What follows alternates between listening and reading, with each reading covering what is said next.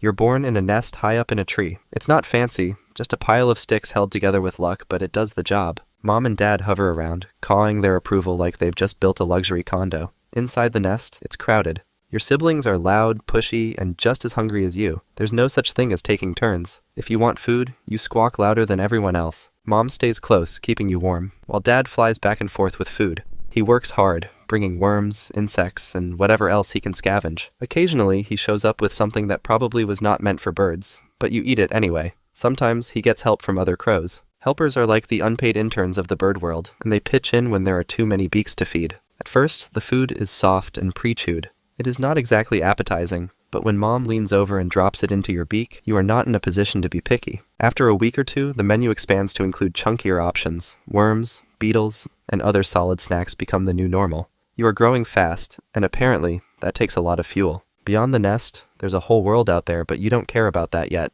Your only real priority is making sure you don't accidentally tumble out of the nest. It's a long drop, and you're pretty sure you wouldn't bounce. At around 1 month, Mom decides it's time for you to learn how to fly. You're not sure how wings are supposed to work, but you flap them anyway. Your first attempt ends with a graceful belly flop onto a lower branch. Not ideal. The second try is worse. You miss the branch entirely and end up in a pile of leaves on the ground. If anyone asks, you meant to do that. After a few days of bruised pride and questionable aerodynamics, you finally manage to stay in the air. Flying feels incredible, until you realize you have no idea how to land. You aim for a branch, misjudge entirely, and slam into it sideways. But hey, at least you're airborne now. Flying also comes with responsibilities. Suddenly, everyone expects you to keep up with the family. Mom swoops effortlessly through the trees while you're flapping along like a busted kite. There's no time for breaks either. Hawks are always watching, and they love a wobbly rookie like you. And then there's food. Mom points to the ground, and you're supposed to figure out how to grab a beetle mid-flight. You dive down with all the confidence in the world, only to end up with a beak full of dirt. Mom just stares at you, probably wondering how you're even related. Flying is harder than it looks, but you're a crow.